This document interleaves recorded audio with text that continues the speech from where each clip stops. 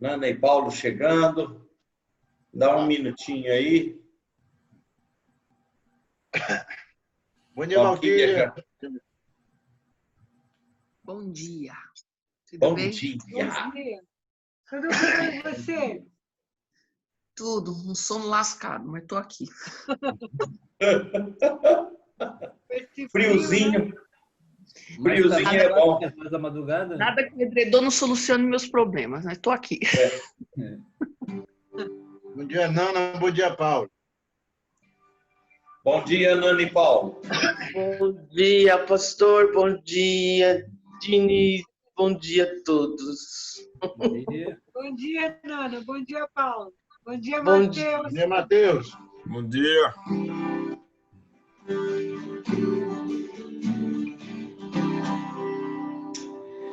Bom dia, meus amados.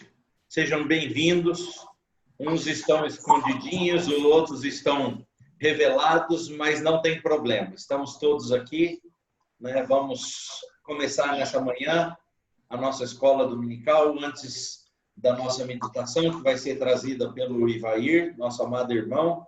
Eu quero cantar uma canção que, na verdade, é uma oração de entrega absoluta ao Senhor das nossas vidas. Uma canção antiga, mas eu acredito que vocês já ouviram. Então, vamos lá.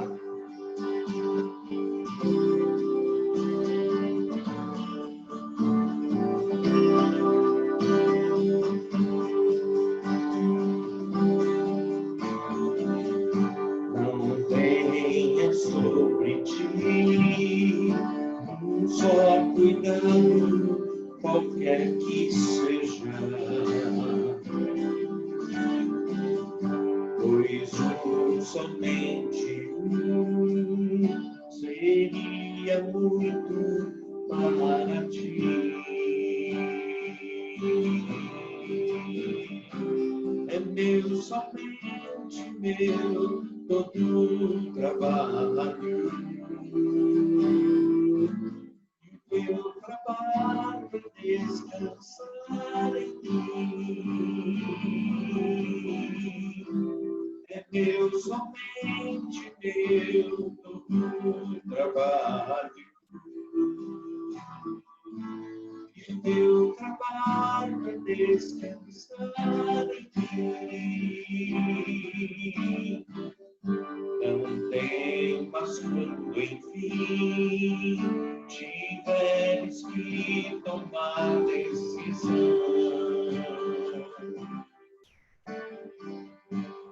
Entrega tudo a mim, confia-te todo o coração.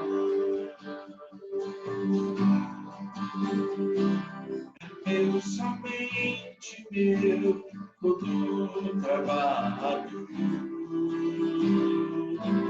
E o teu trabalho é descansar em ti. É meu, somente meu, todo trabalho. E o teu trabalho é descansar em ti. É meu, somente meu, todo trabalho. E o teu trabalho é descansar em mim. É meu, somente meu, todo trabalho. E o meu trabalho é descansar em ti.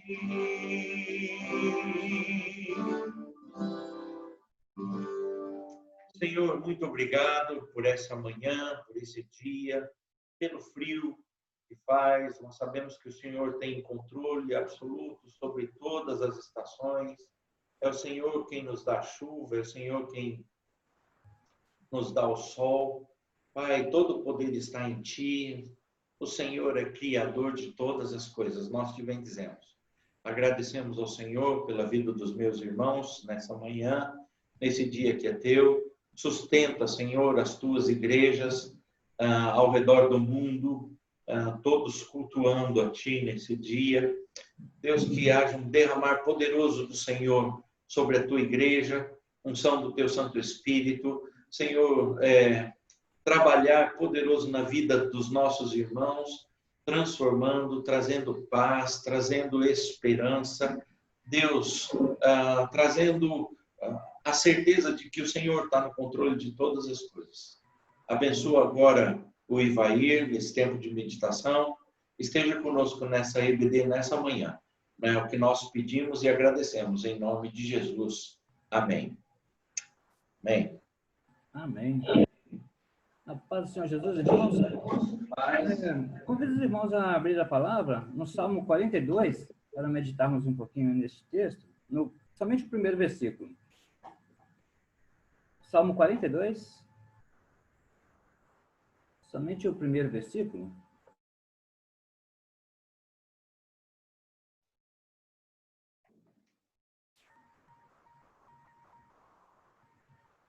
Amém? Amém. Como suspira a corça pelas correntes das águas, assim por ti, ó Deus, suspira a minha alma. Vamos ler somente mais um pouquinho. A minha alma tem sede de Deus, do Deus vivo. Quando irei e me virei perante a face de Deus? Somente até aqui. Irmãos, o salmista aqui, ele está se comparando com uma corça. É um animal selvagem, né? Um animalzinho, tipo uma gazela.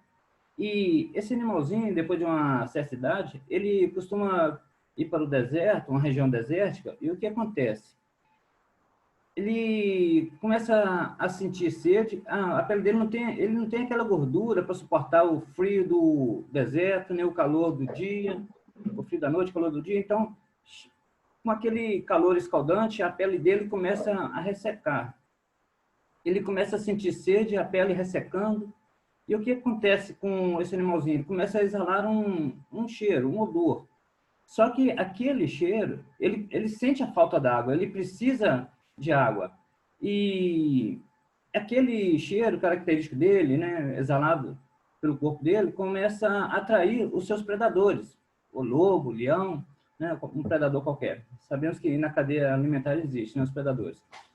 Aí, este animalzinho, a corça, né, ou a gazela, ele pressentindo este perigo, ele sabe que este cheiro exalado pelo corpo dele vai atrair seus predadores, então ele já sentindo a presença dos predadores se aproximando, então ele corre, ele foge e ele vai em busca da corrente das águas. O salmista está falando exatamente como suspira a corça, né, ou como almeja a corça, né, pelas correntes das águas, assim por ti, Deus, suspira minha alma.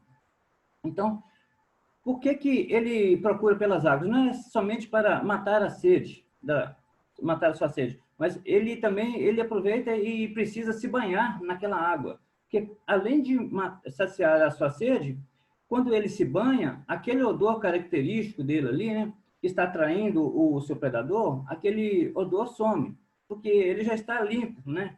Então, além de matar a sua sede, ele se banha, se limpa, e quando o predador chega até o local ali, ele pode até perceber algum cheiro ali que ele tinha antes, né, que o animalzinho tinha antes, mas ele não consegue mais saber para onde o animal foi, né, porque ele perdeu aquele sentido de direção ali do cheiro.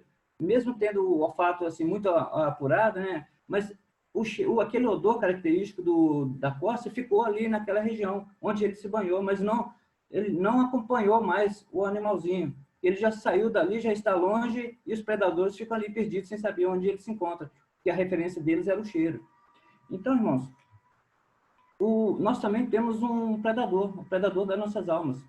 Jesus disse que o diabo ele veio para matar, roubar e destruir, mas eu vim para que tenham vida, e vida em abundância.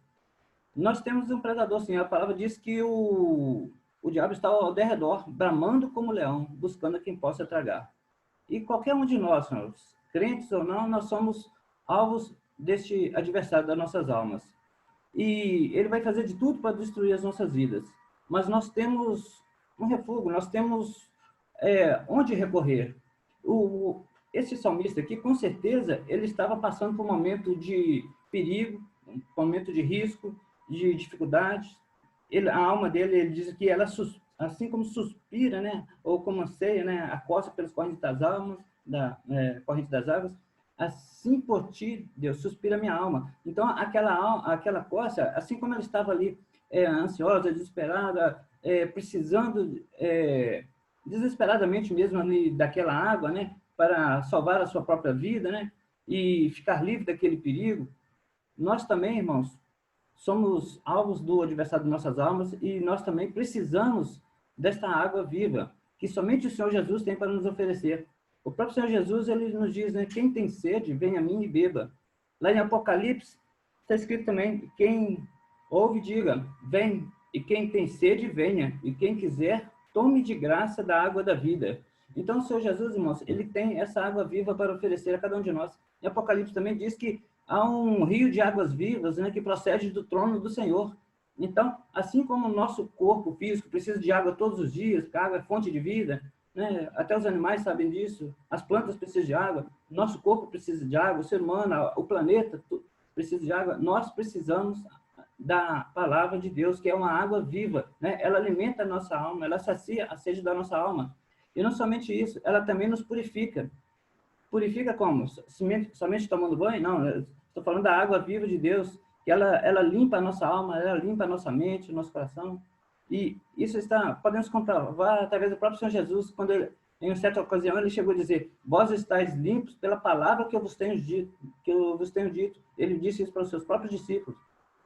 O Salmo 119, parece que no versículo 9, diz o seguinte, como purificará o mancebo, né, o jovem, o seu caminho? Observando conforme a tua palavra.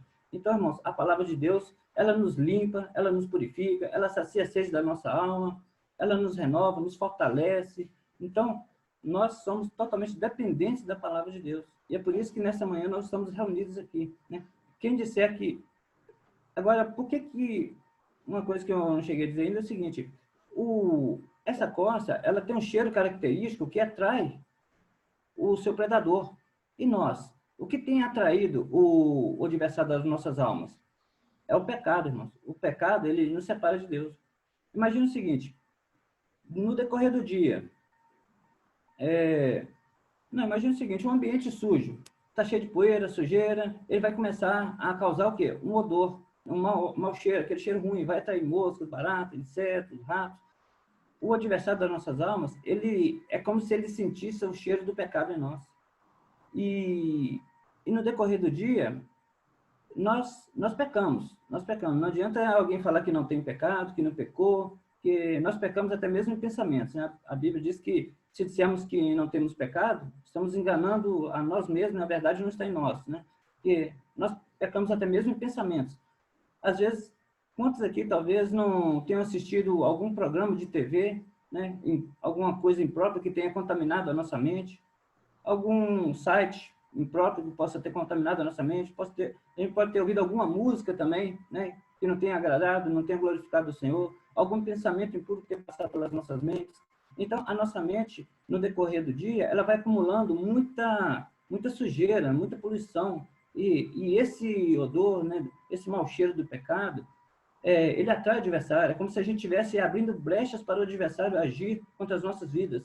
Mas o Senhor Jesus, ele nos ama e tem essa água viva para nos oferecer, né? Quem tem sede, vem a mim e beba. Eu não sei qual a necessidade dos irmãos, mas o salmista, com certeza, ele tinha uma necessidade, sim.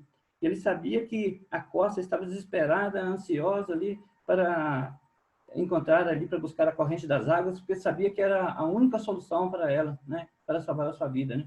Então, nós também temos um recurso, nós temos um refúgio, né? Nós temos a quem buscar. E o Senhor tem nos oferecido de graça, né? De graça, né? Essa água da vida, né? Essa água viva que vem direto do trono de Deus, que alimenta a nossa alma, que nos limpa, nos purifica e nos torna invisíveis ao olhar do adversário, que nos guarda, nos livra, nos protege, amém? Então, irmãos, convido os irmãos a fechar os olhos para entregarmos esse período ao Senhor e fazermos uma oração, amém? Senhor, nosso Deus, nosso Pai, nós te agradecemos, Senhor, pelo tão grande amor que o Senhor tem demonstrado para com as nossas vidas. Sabemos, Senhor, que não somos dignos, nós não somos merecedores. Quantas vezes, Senhor, pecamos, quantas vezes temos entristecido o Teu Espírito Santo, mas o Senhor tem tido misericórdia das nossas vidas, tem oferecido, Senhor, todos os recursos necessários para que possamos permanecer firmes na Tua santa presença. Te agradecemos, Senhor, pela Tua palavra, que é viva e eficaz, a palavra que tem realmente saciado a sede da nossa alma, que tem nos purificado. Te agradecemos porque o Senhor tem nos livrado, Senhor, do olhar do adversário, tem nos guardado, nos protegido, tem nos sustentado. E te agradecemos principalmente pela salvação das nossas almas através do Teu Filho amado Jesus. Nós pedimos, Senhor, para que aceite esse período na Tua santa presença e dê graça ao Teu servo, pastor Valcimei, na condução desse estudo, e que ele venha a ser um alimento para as nossas almas, que ele venha direto da eternidade, alcance os nossos corações e possamos colocar em prática em nossas vidas. Pois pedimos assim em nome do Senhor Jesus. Amém. Amém. Amém. Muito obrigado. Boa palavra. Deus aplique nos nossos corações essa palavra da verdade, né, que a gente possa ser dirigido e possa ser saciado. Principalmente que a gente possa, em primeiro lugar, sentir o desejo por essa água, a água viva. A palavra fala sobre a água viva. Muito obrigado, viu, Ivair? Deus abençoe. Deus abençoe a sua vida. Meus amados, vamos dar início, então, ao nosso assunto. Nós vamos introduzir um novo assunto na nossa sequência de estudos da Escola Bíblica Dominical. Nós vamos falar agora sobre o credo apostólico. Credo apostólico, quantos aqui já ouviram ou conhecem o credo apostólico? Quantos? Levanta a sua mão, deixa eu ver aqui. Quantos já? Todos já conhecem, já ouviram falar do credo apostólico. Qual a importância do credo apostólico na vida de um verdadeiro cristão? Né? A gente sabe que existem alguns cristãos e algumas igrejas, algumas denominações, que elas recusam o credo apostólico por ser o credo apostólico praticamente o mesmo credo rezado, orado na Igreja Católica. Então, como existe uma grande resistência por muitos crentes de qualquer coisa que venha ou que surja ou que pareça igual à Igreja Católica, então essas denominações recusam. Só que quando a gente vai estudar a respeito do credo apostólico, nós vamos descobrir que o credo apostólico antecede a existência da Igreja Católica. Credo apostólico leva esse nome exatamente devido à sua origem. Então, de onde vem o credo apostólico? Os estudiosos acreditam que o credo apostólico se desenvolve a partir de pequenas confissões empregadas nas igrejas dos primeiros séculos. E quando a gente fala dos primeiros séculos, a origem é a igreja chamada primitiva, a Igreja dos Apóstolos. Então, a tradição diz que o credo apostólico surge daí. Você vai encontrar o credo apostólico da forma como nós oramos hoje na Bíblia total? Não existe nenhum versículo que descreva o credo apostólico daquela forma. Mas o que então é o credo apostólico? Bom, nós já sabemos que ele surgiu a partir da igreja primitiva, a partir da igreja instituída por Deus através dos seus apóstolos. E por isso ele leva esse nome apostólico. Na verdade, é um credo, é um testemunho, é uma confissão a respeito da crença daqueles que abraçaram a fé em Jesus Cristo. Então, o credo apostólico nada mais é do que a confissão de uma pessoa a respeito da sua crença, que envolve não só a pessoa de Jesus Cristo, mas a Trindade, a pessoa de Deus Pai e tantas outras questões importantes na vivência cristã, né? Na verdade, a gente vai descobrir, se for estudar um pouco a história do credo apostólico, que ele só alcança a sua forma definitiva por volta do 6º século.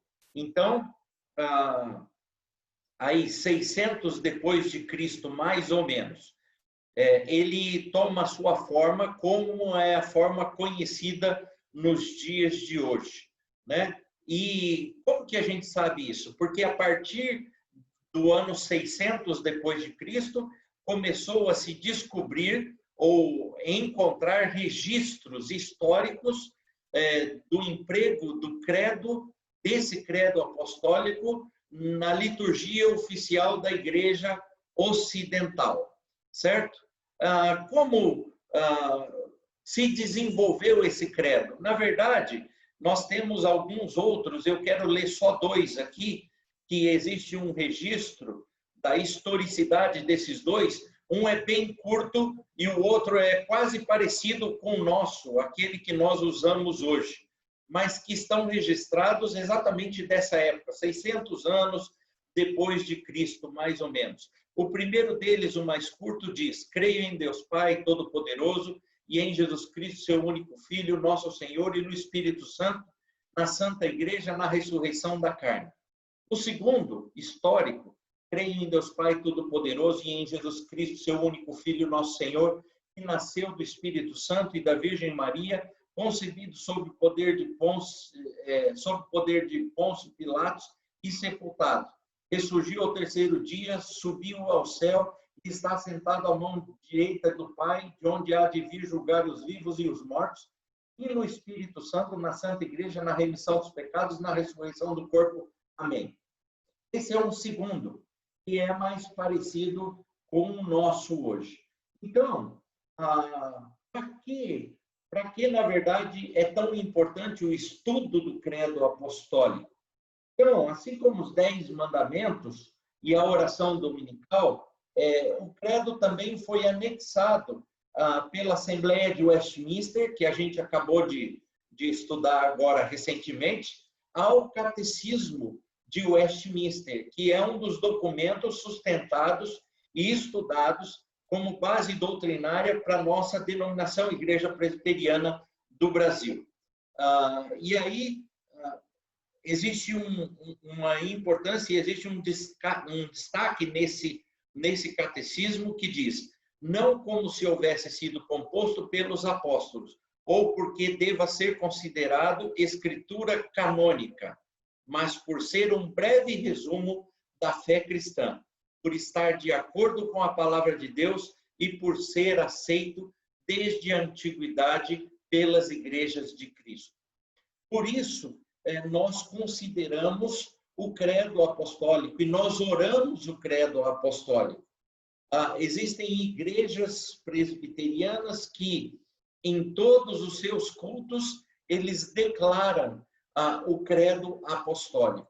Eu acho importante declarar o credo apostólico no momento em que a pessoa recebe o batismo, porque ela declara ali, expressa exatamente a clareza da sua prática de fé cristã. Então, considerando essa importância, que nós vamos estudar agora na sequência de alguns estudos daqui para frente, nós vamos estudar o credo apostólico e destrinchando cada parte importante que se destaca nesse credo. Então, nós vamos estudar o credo de uma forma sistemática. Hoje, nós vamos fazer uma introdução ao credo apostólico e, a partir do primeiro domingo, nós já vamos falar alguns assuntos que, inclusive, se repetem daqueles estudados na Confissão de Westminster. Por exemplo, a pessoa de Deus, a Trindade, nós repetiremos com uma outra abordagem. Claro, existirão pontos que eles são convergentes com aquilo que a gente estudou nessa sequência da Confissão de Fé de Westminster. Mas é importante você conhecer muito bem o credo apostólico na sua própria vida. Cada cristão devia memorizar esse credo, e aí já fica uma tarefa para todos nós, Hoje eu já vou mandar o PDF dessa aula, e no PDF nós temos o nosso credo agora atual, que a gente fala, que a gente ora, que a gente declara publicamente. Então, eu gostaria que você, a partir de hoje, se ainda não o fez, se ainda não o decorou, que memorizasse esse credo apostólico, ok? Então, vamos para a nossa aula de hoje.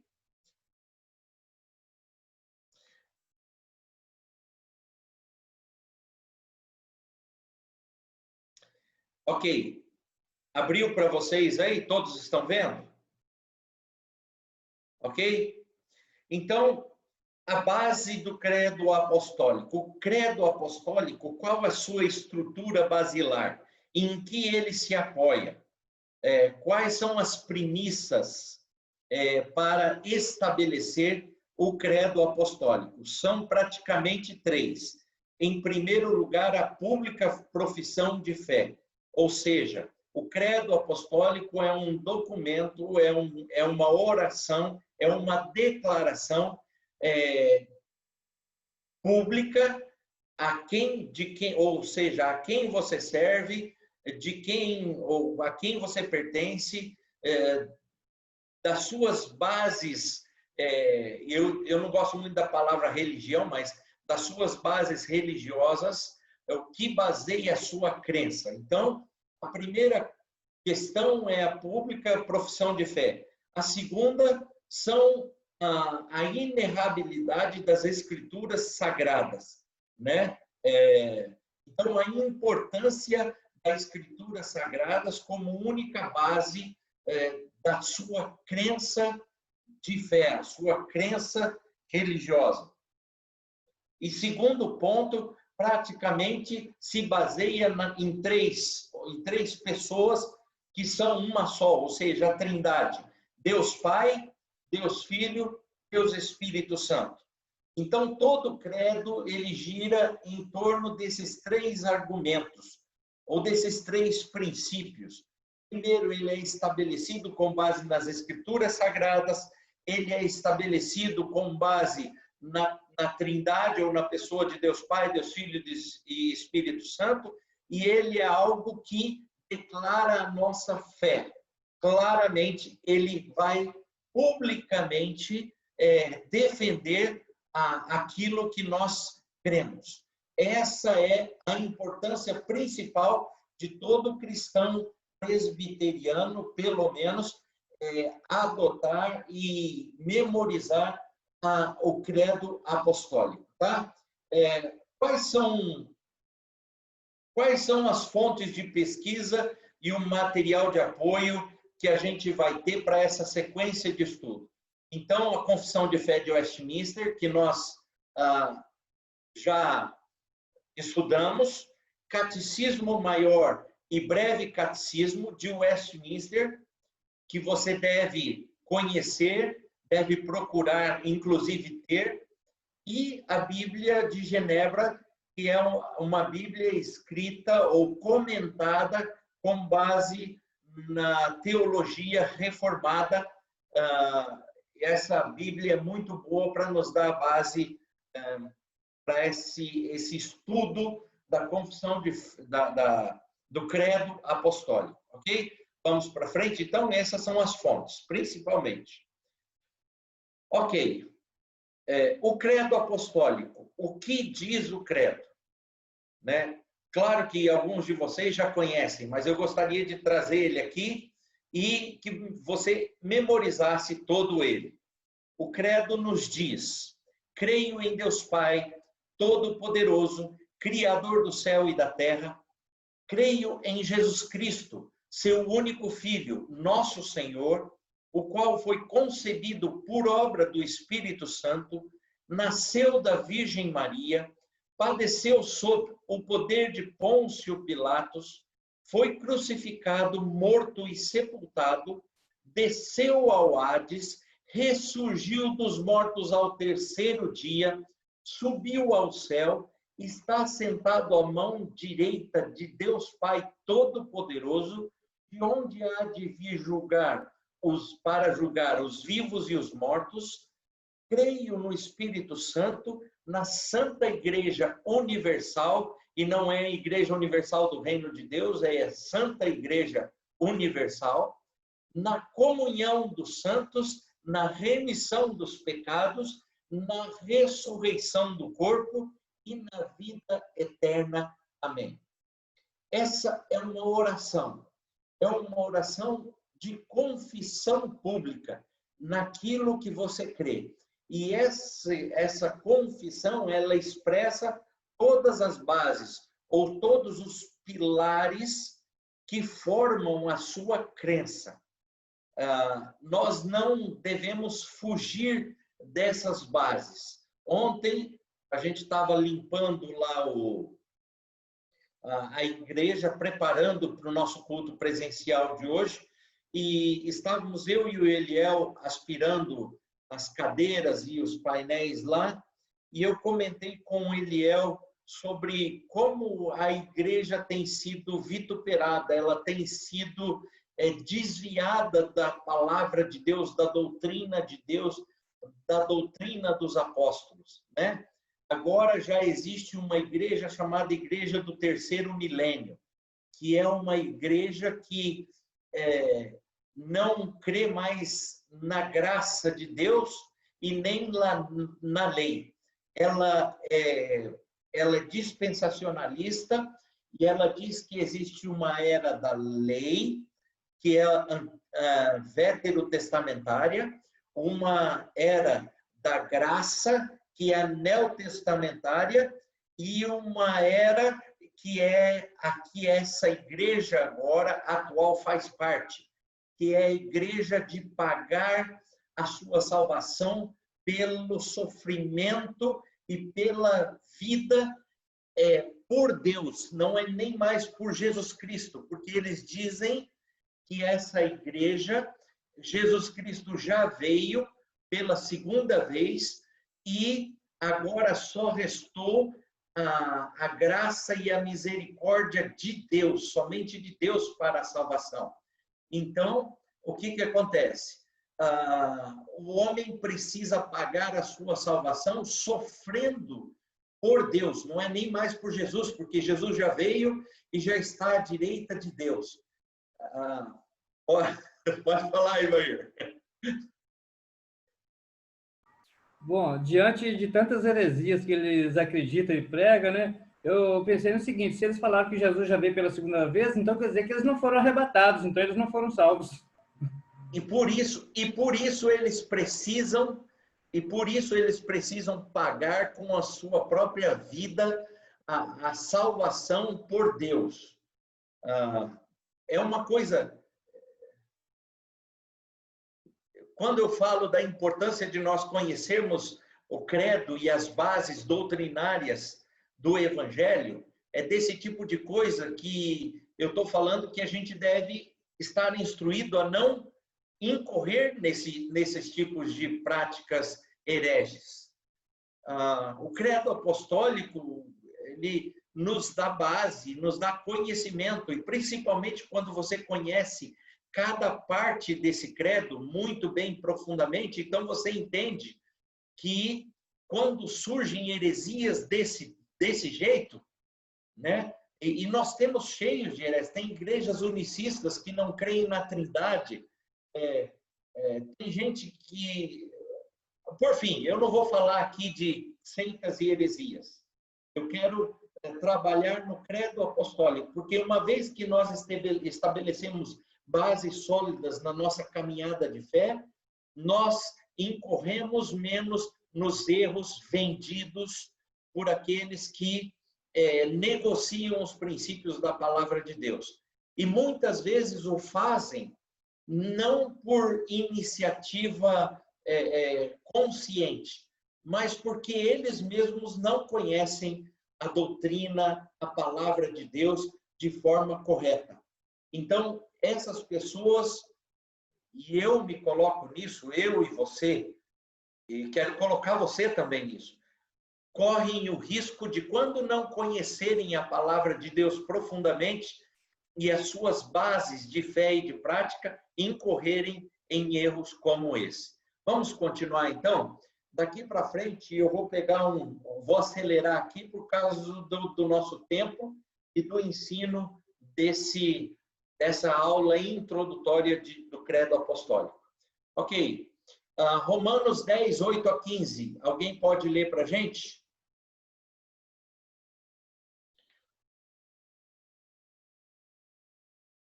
Abra o seu microfone e leia.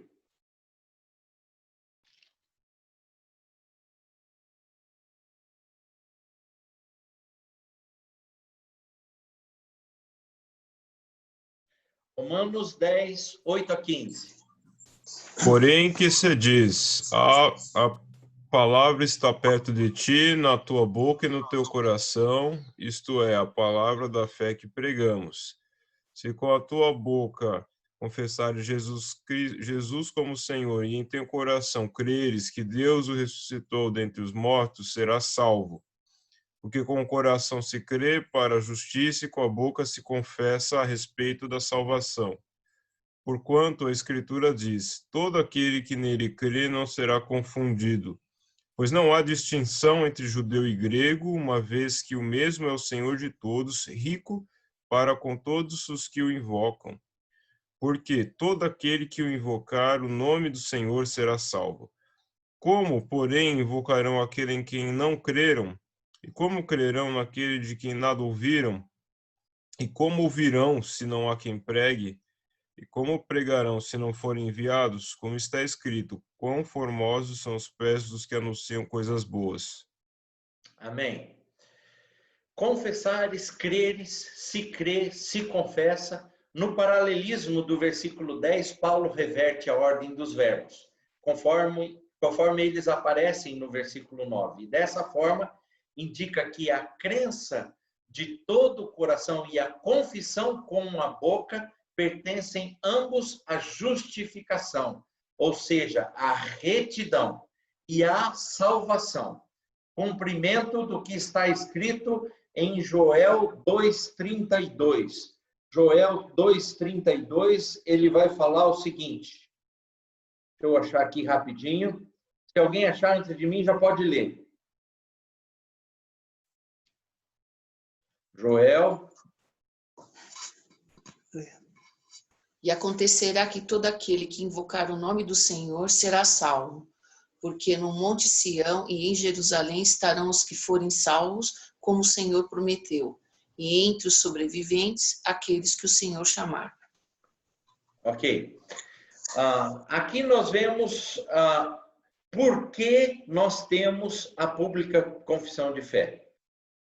Porque ela é uma declaração a respeito da nossa justificação e da nossa salvação. A salvação que Deus concede àquele que crê. E crer e confessar o Senhor como Senhor da sua vida.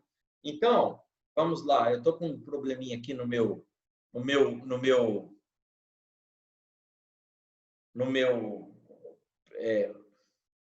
ratinho aqui. E ele está pulando muito.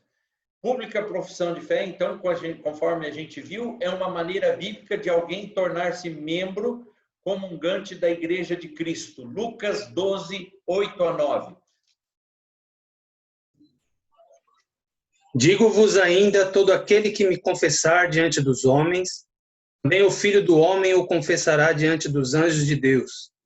Mas o que me negar diante dos homens será negado diante dos anjos de Deus. Ok. Então, a maneira bíblica de alguém tornar-se membro comungante da Igreja de Cristo.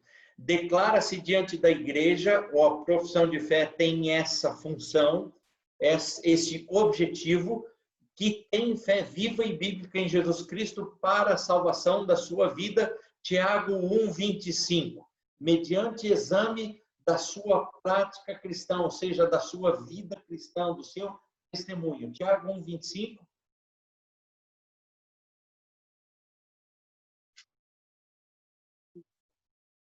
Mas aquele que considera atentamente na lei perfeita, lei da liberdade, e nela persevera, não sendo ouvinte negligente, mas operoso praticante, esse será bem-aventurado no que realizar.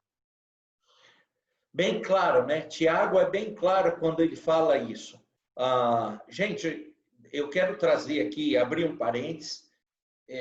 Por favor, não entendam isso como a possibilidade de perda de salvação se eu fizer isso ou se não fizer aquilo. Nós não estamos falando sobre a perda da salvação, mas nós estamos falando sobre declaração de fé e já estamos falando de uma pessoa que já entendeu e recebeu o Senhor como Salvador da sua vida, ok? Então vamos continuar. A pública profissão de fé, então, declara e expressa claramente, ela expõe a sua fé em Cristo, ela expõe o seu conhecimento da Bíblia, da palavra de Deus, e ela expõe publicamente a sua experiência religiosa, que é a palavra que eu usei antes, ou seja, o que você professa, qual é a sua vertente doutrinária, o que você declara através não só das suas palavras, mas da sua própria existência, dos seus atos, da sua vida. Ok? Vamos continuar. Na pública profissão de fé, ou na pública profissão de fé, nós assumimos deveres e responsabilidades como membros da igreja. Eclesiastes 5, de 1 a 5.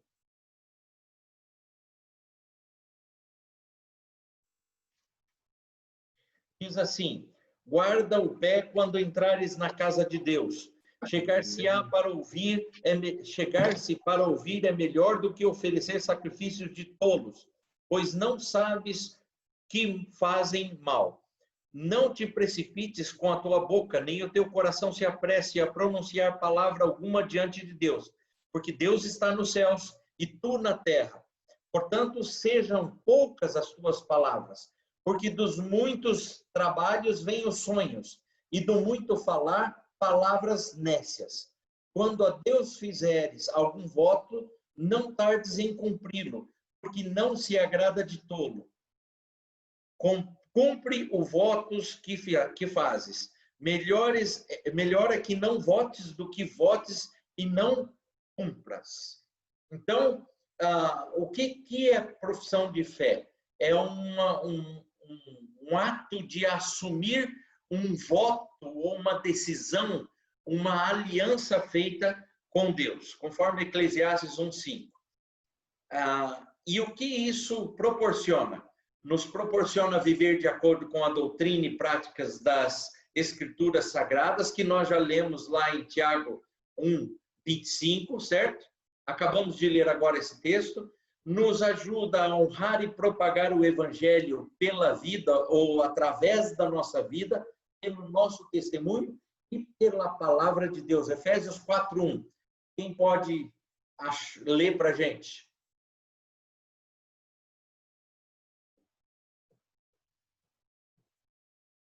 Efésios 4:1. Rogo-vos, pois eu, o prisioneiro do Senhor, que andeis de modo digno da vocação a que fostes chamados. Olha só. Então, Paulo faz uma orientação e faz uma chamada de atenção para os irmãos de Efésios. Ele pede para que esses irmãos testemunhem pela sua própria vida o chamado que receberam por parte de Deus na salvação através de Jesus Cristo. Em terceiro lugar, sustentar a igreja e suas instituições moral e financeiramente. 2 Coríntios 8, 1 a 8. Também, irmãos, vos fazemos conhecer a graça de Deus concedida às igrejas da Macedônia, porque no meio de muita prova de tribulação, manifestaram abundância de alegria, e a profunda pobreza deles superabundou em grande riqueza da sua generosidade. Porque eles, testemunho eu, na medida de suas posses, e mesmo acima delas, se mostraram voluntários, pedindo-nos com muitos gozos, rogos, a graça de participarem da assistência aos santos. e não somente fizeram como nós esperávamos, mas também deram-se a si mesmos, primeiro ao Senhor, depois a nós, pela vontade de Deus, o que nos levou a recomendar a Tito, que como começou, assim também complete esta graça entre vós. Como, porém, em tudo manifestais superabundância, tanto na fé e na palavra, como no saber, e em todo cuidado, e em nosso amor para convosco, assim também abundeis nesta graça.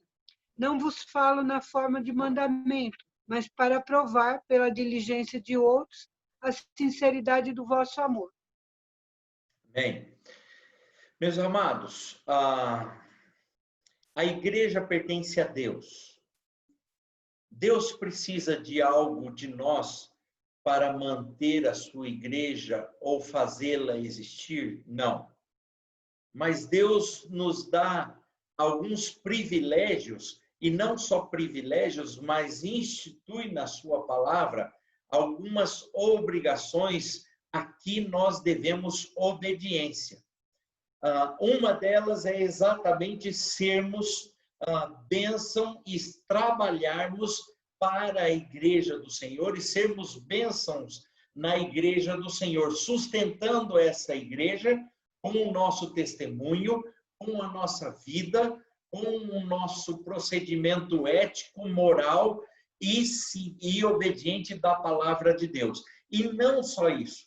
Tem muita gente que acha que só se doar para a igreja, limpar a igreja, tocar na igreja, cantar na igreja, pregar na igreja, visitar os pobres, doar cesta básica, ajudar a velhinha a atravessar a rua, esse tipo de coisa, é que é suficiente como sustento para a igreja. Mas nós vemos, desde o Antigo Testamento, Deus estabelecendo para o seu povo, isso lá nas 12 tribos já, o princípio do dízimo, das ofertas, da contribuição financeira, da parte daquilo que Deus nos dá, nós devemos devolver a Deus. Isso é questão de obediência, não é se o cristão quer ou não fazer. Ele precisa fazer, caso ele não faça, ele está em pecado. Isso é pecado. Deixar de contribuir, deixar de ser dizimista, deixar de sustentar a igreja de Deus, não só com o seu ministério, com o seu apoio, com todas essas questões, mas também financeiramente. Deixar de fazê-lo é pecado, é desobediência.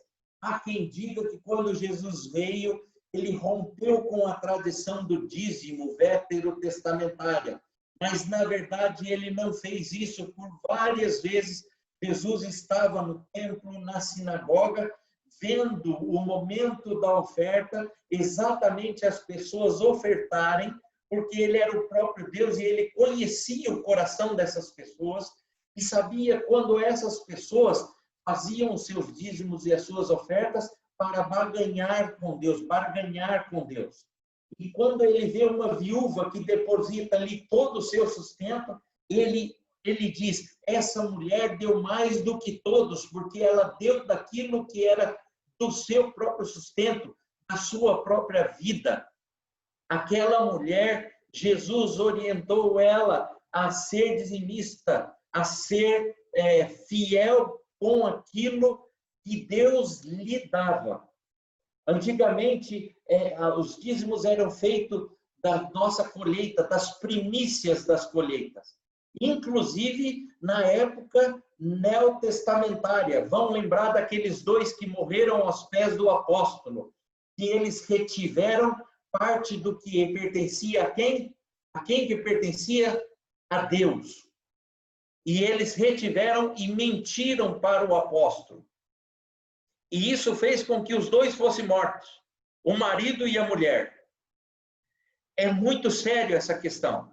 Sustentar, quando você professa a sua fé, quando você ora o credo apostólico, você também está se submetendo a essa vontade ou essa instituição de Deus de sustentar a sua igreja, não só moralmente, não só com o seu ministério, mas também com os seus bens materiais, com as suas finanças.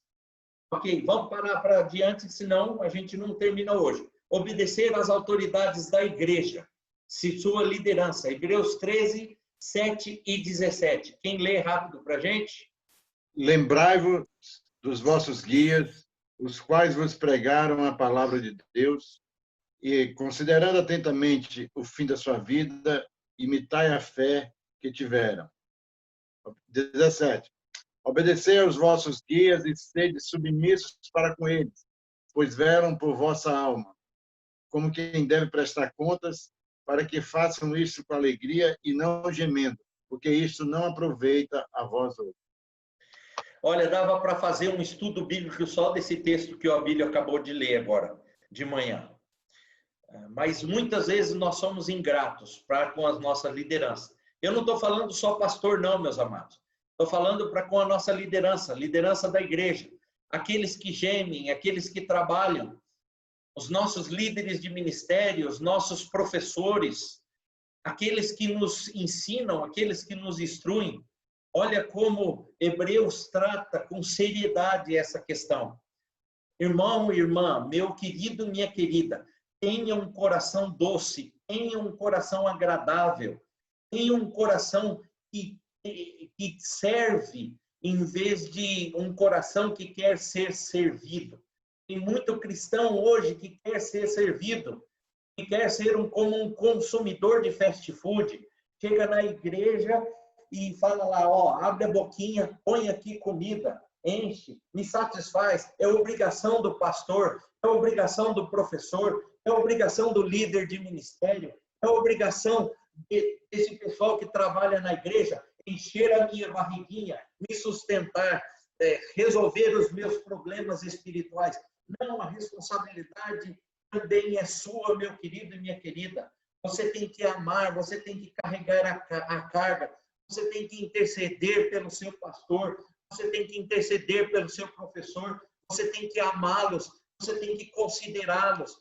Você precisa entender que eles são pessoas que estão gemendo, que estão orando, pagando o preço para que você seja conduzido, fortalecido, fortificado na sua fé, meu querido. Por isso, você deve honrar, obedecendo essas autoridades enquanto elas permanecerem fiéis à palavra e aos princípios doutrinários da palavra de Deus. Mas como você pode julgar isso? Quando você conhece esses princípios. Se você não conhece esses princípios, não queira dar lição de moral, ensinar e chamar a atenção daqueles que conhecem. Procure, em primeiro lugar, fazer a sua parte, se inteirando, estudando, conhecendo a palavra de Deus, para que assim você tenha apoio, coragem, direção e razão acima de tudo, para corrigir, para admoestar, para identificar aquilo que vai contra a palavra de Deus na vida, principalmente de uma pessoa que tem um cargo ou uma posição de liderança na sua igreja. Preste bem atenção, quando você declara o credo apostólico, você está se submetendo a isso. Em último lugar, eu acredito aqui, participar das reuniões da sua igreja, inclusive das assembleias. Por quê? Reuniões da igreja. Reuniões da igreja não é só os cultos dominicais e a escola dominical. Não, você precisa ser parte ativante, você precisa ser participante das ações da igreja. Tudo bem, vamos considerar que agora nós estamos na época de pandemia, se isso deve ter passado na sua cabeça. Ah, mas pastor, eu estou preso em casa, não tem problema. Mas, por exemplo, ontem tivemos uma reunião de oração, convidando toda a igreja a participar dessa reunião de oração. Qual, na verdade, foi a motivação para que você não participou? Não era presencial, era pelo Zoom, mas você poderia ter participado.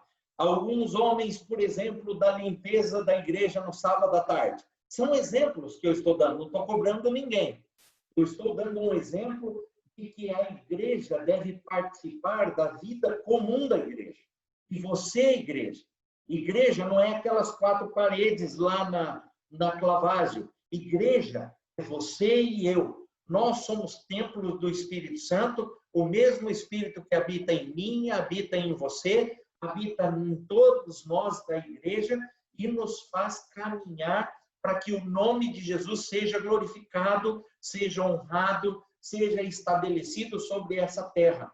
Isso só é possível se você fizer a sua parte, se eu fizer a minha parte. É aquela coisa de um ficar esperando pelo outro. Nós não devemos fazer isso. Nós devemos caminhar em unidade. Hebreus 10, 24 e 25, Mateus 18, 28, 19 e 20. Consideremo-nos também uns aos outros para nos estimularmos ao amor e às boas obras. Não deixemos de congregar-nos, como é costume de alguns. Antes, façamos admoestações e tanto mais quanto vedes que o dia se aproxima. Mateus 28, 19 e 20. Eu vou ler aqui. 19, peraí. Jesus, aproximando-se, falou-lhes, dizendo, toda a autoridade me foi dada, 19, ide, portanto, fazei discípulos de todas as nações, batizando-os em nome do Pai, do Filho e do Espírito Santo, ensinando-os a guardar todas as coisas que vos tenho ordenado. E eis que estou convosco todos os dias, até a consumação do século. Amém. Vamos entrar numa outra ênfase do credo apostólico, que são as escrituras sagradas. Salmo 19. Esse salmo louva ao Senhor por seus 2 grandes presentes à humanidade, a criação e a lei. O salmo fala da revelação geral de Deus na natureza, a sua criação, e da sua revelação especial nas escrituras. Em Salmo 19, 1 a 6, há uma revelação de Deus na criação, mas os homens resistem àquilo que vem. Romanos 1, 18 a 20. Já em Salmos 19, 7 a 11, ele nos dá a sua lei, uma revelação especial de Deus que reflete o próprio Deus ou o seu caráter, ok? Então, as escrituras sagradas no Antigo e no Novo Testamento são a palavra de Deus e a única regra de fé e prática dada por ele à sua igreja. As escrituras sagradas são a autorrevelação de Deus e ensinam principalmente o que o homem deve crer sobre Deus e o dever que Deus requer do homem. Aqui está falando da manifestação de Deus, a sua manifestação geral e a sua manifestação especial, né? O que é a Bíblia? Palavra de Deus escrita por homens inspirados por Deus, e essa inspiração foi o ato pelo qual Deus, mediante o Espírito Santo, moveu e guiou os escritores consagrados para que registrassem de forma fiel e sem erros toda a sua divina vontade. Isso está lá em Romanos 15, 4, 2 Pedro 1, 26, 21 e 2 Timóteo 3, 16. A palavra se confirma através da própria criação, que é o salmo citado no item anterior, Salmo 19, 1 e Romanos 1, 20. Eu vou passar aqui, depois eu mando para vocês estudarem e lerem esses textos, certo? Qual a necessidade das escrituras na vida de um verdadeiro cristão? E o credo apostólico a reafirma, e por isso nós estamos passando essa vista na questão da importância das escrituras sagradas. O próprio credo afirma sobre essa crença naquilo que as escrituras sagradas dizem. A necessidade das escrituras, elas revelam a criação de Deus, contudo, essa criação é incompleta porque não nos ensina a respeito da vontade de Deus para a nossa vida. Por isso, temos necessidade dessa escritura sagrada, certo? Deixa eu ver aqui, no Antigo Testamento, né, nós temos ali os 39 livros, desde o primeiro homem até a primeira vinda de Cristo. Deus se revela de forma especial, verbalmente, falando por meio de anjos e de profetas. E no Novo Testamento nós temos os 27 livros. Deus se revela plenamente em seu Filho, tudo, Hebreus 1, de 1 a 3 e Colossenses 2, 9, e tudo o que Deus tinha a oferecer aos homens foi confiado a Jesus Cristo e em Jesus Cristo, João 3, 35. Essas são princípios que a gente sabe, ou pelo menos deveria já saber. Eu estou dando uma passada de olhos só para a gente estabelecer essa introdução do credo apostólico, tá? A ênfase da Escritura é nesses últimos dias. Deus nos falou pelo Filho, a quem constituiu o herdeiro de todas as coisas, Hebreus 1, 2. O ensino bíblico é esse. Por isso foi o Senhor servido, revelar-se e declarar à sua igreja aquela sua vontade. Foi igualmente servido fazê-la escrever toda. Isso torna a Escritura Sagrada indispensável, tendo cessado aqueles antigos modos de Deus se revelar a sua vontade ao seu povo, conforme a Confissão de Fé de Westminster. Esse é o motivo pelo qual devemos ler e estudar a palavra de Deus com diligência e atenção ao conteúdo e propósito, com meditação, aplicação, abnegação e oração. A leitura das Escrituras Sagradas nos dará base sólida para estabelecer aquilo que nós cremos, ou seja, o credo dos apóstolos. Por sua outra vez, a Trindade também é importante. O texto é Efésios 1, de 3 a 14. Alguém lê esse texto para a gente? Efésios 1, de 3 a 14.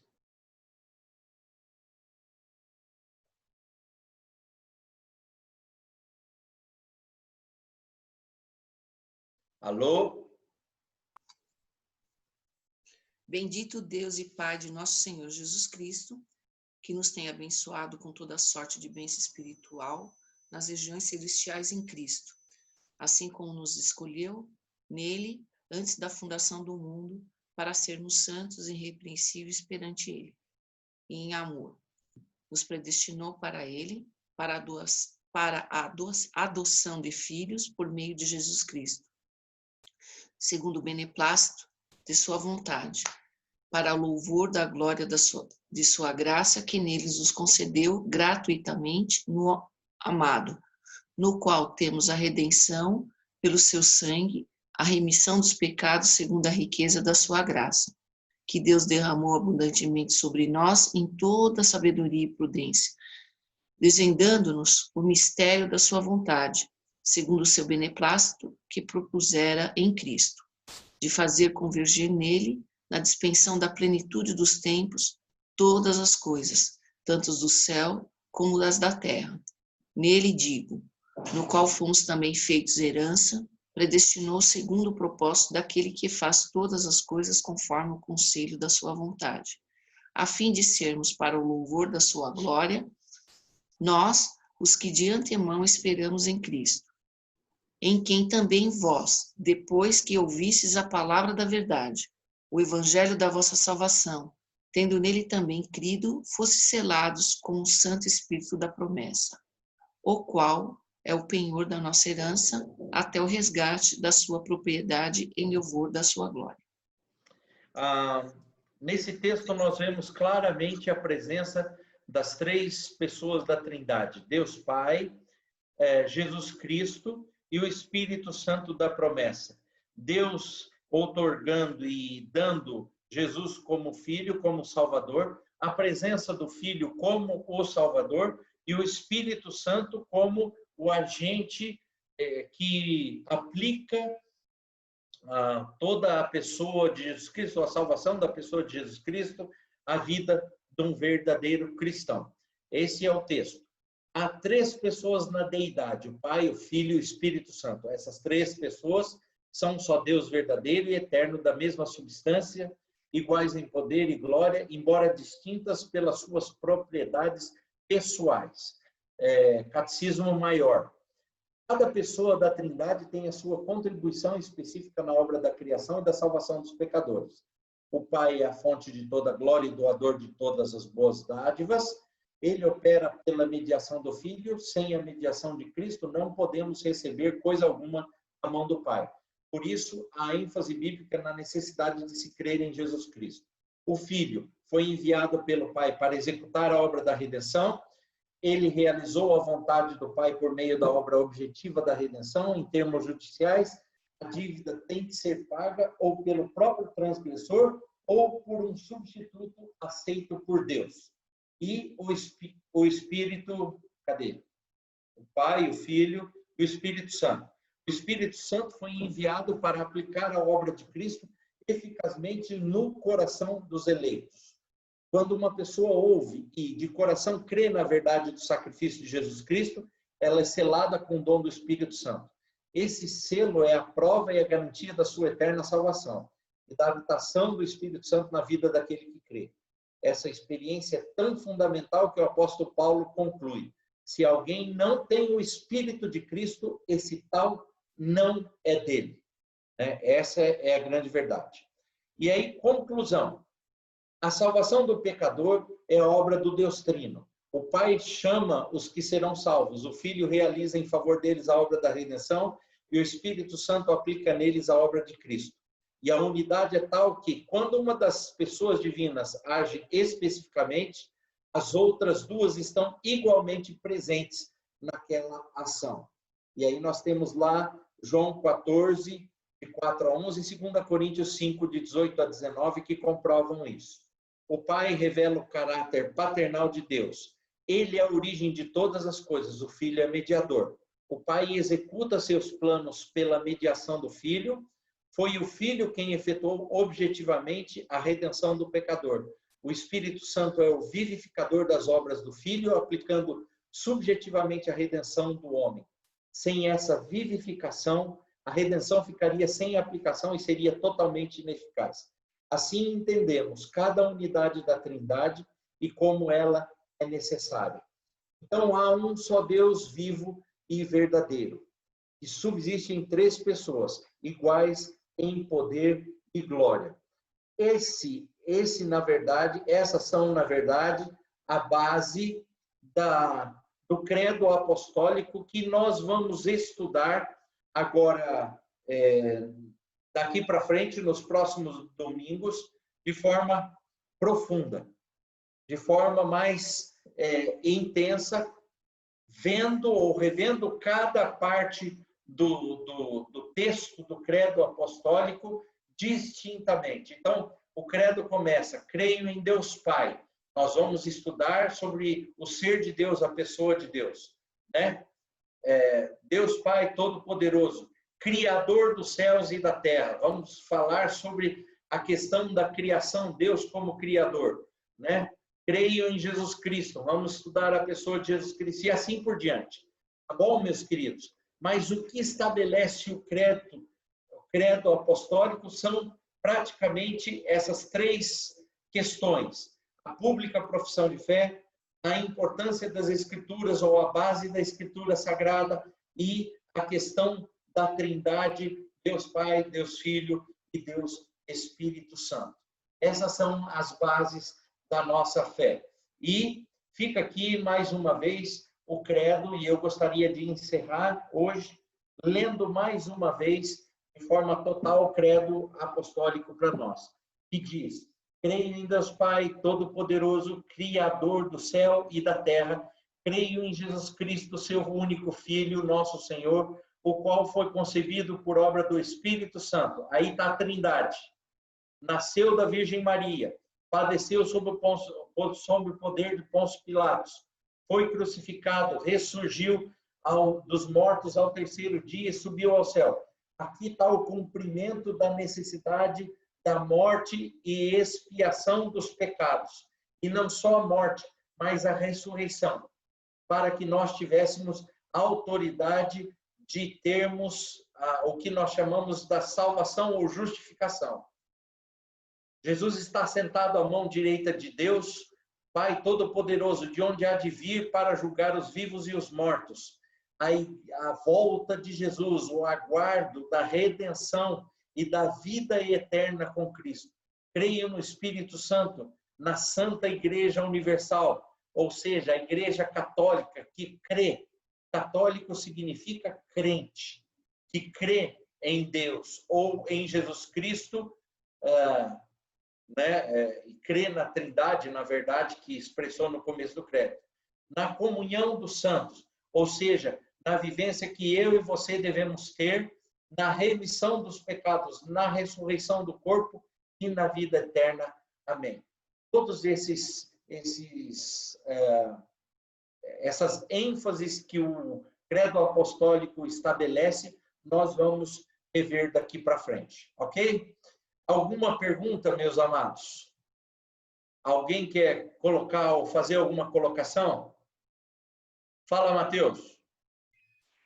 O pastor Edilson Botelho musicou o credo, pastor. Não sei se o senhor conhece a versão. A letra ele manteve todinho, ele só colocou a música. Facilita para memorizar.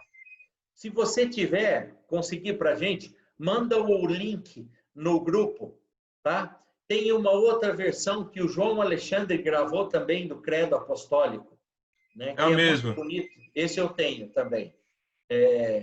Mas é muito bom, porque isso ajuda você a memorizar o credo apostólico. Por quê? Porque esse credo estabelece exatamente as bases de fé que cada um de nós deve ter. Mais alguém? Abílio, você levantou a mão? Não. Ok. Então, fica aqui essa aula introdutória. Domingo que vem a gente vai continuar vendo. Eu vou mandar o PDF dessa aula para vocês, porque aqueles textos que nós passamos voando, só citamos, você pode estudar e ler e até comentar na próxima aula se houver alguma dúvida. Ok, gente? Bom, sendo quase 11 horas agora, 10h54, eu gostaria de encerrar orando com você nessa manhã, para que Deus os abençoe. Lembrando aqueles que vão servir, vão trabalhar, para estar no máximo, às 18 horas em ponto lá na igreja. Ok? A gente precisa passar algumas instruções. Eu estarei lá às 17h45. Ok? Vamos orar? Pai amado, muito obrigado, Deus, pelo ensino da Tua palavra.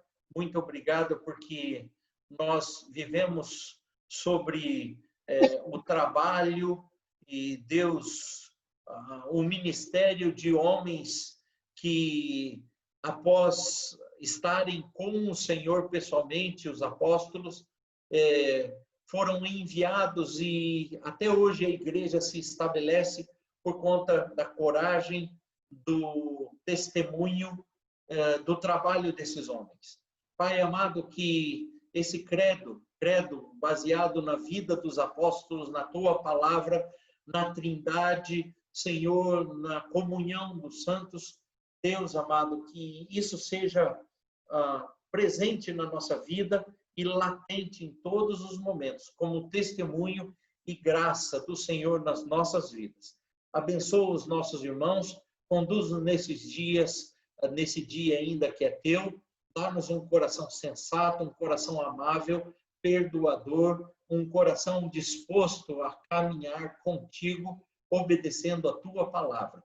Nós pedimos essas bênçãos e pedimos que o Senhor nos ajude hoje, no reinício dos cultos presenciais, nos dê graça, nos dê, Senhor, sensatez, nos dê comunhão, tempo de obediência também, sujeição e testemunho acima de tudo. Abençoa aqueles que estarão conosco hoje ali. Pai, que possa ser um tempo gostoso na Tua presença. É o que nós pedimos e agradecemos em nome de Jesus. Amém. Amém. Ok. Abílio, você fez um pernil para nós assado no forno hoje? Não. Tem um ovo, fiz um ovo frito aqui, ovo cozido. Eu imaginava que você ia falar isso mesmo, um ovo frito. Ô, Jefferson, vamos comer ovo lá na casa do Abílio hoje? O Jefferson tá com calor, rapaz. Ele tá só de camiseta. Já por o Mateus deve estar um frio onde o Mateus está, que misericórdia. Hein? Já saiu um solzinho aqui já. O Mateus está desprovido agora de material capilar. Hein? O Oi, frio é Ivaí. úmido aqui. É úmido. Mas tá Oi, bom. Ivaí. Ivaí, Oi? para aquele irmão lá vai ter costela machucada hoje. Ah, é? Vai. Ah, falar nisso, ele não está com a gente, né, hoje, né? Não, não. Ai, ai. Ah, Deus. Pastor, sabe quem Oi. concorre com a Bíblia nesse negócio de comida? A Nana. Nana e Paulo aí, ó. Ah, é? Nana, É. Nana, Lasanha pronta já. Fiz ontem. Olha aí, olha aí. você Sério? fez ontem, Nana, pra gente almoçar na sua casa hoje. Pode vir, tem a lasanha. E molho de Nana, tomate de verdade. Nana, eu vou levar a Amélia aí, tá? Não Ô, é Nana. molho de caixinha. Olha, Binho. A Amélia tá com saudade de vocês. Aí eu vou levar Manda ela. vir aqui ela. Nós vamos pegar ela aí. Pô, mas Ah, Perto da hora do almoço. isso é pecado, levar cachorro para comer lasanha na casa dos outros. Você tá louco? Lasanha é manjar dos Só deuses, pretexto. rapaz. Vai dar para cachorro lasanha? Ah, que é É isso? só pretexto. Pastor, é Ah, só pretexto. pretexto para ir lá. Eu Pretexto. pretexto para ir lá na hora do almoço. A lasanha para cachorro, isso é pecado, irmão. Isso não pode, não. Pode vir. Misericórdia. Eu deixei ela pronta. Eu montei ela ontem, antes da reunião de oração. Prontinha. Só bota pôr no forno e comer. Que delícia, que delícia. Eu vou aí, eu tô solteiro, minha mulher não fez comida para mim hoje, que ela foi trabalhar lá em Pinheiros. Eu ia comer ovo frito, igual a Bíblia falou. Eu vou bater aí na sua casa, vou fazer uma visita pastoral. Pode bater, pastor. Pode vir, pode vir. A Bíblia Ai. Solange pode vir todo mundo. Eita, nós. Eu tô brincando. Gente, ó, um Eu tô abraço para falando todo sério. mundo. Deus abençoe. Ô, Bíblia do tchau. Tchau. Deus abençoe. Tchau. Tchau. Tchau. Tchau. Tchau, Rafa. Tchau. Rafinha apareceu. Chegou, Rafinha. Tchau.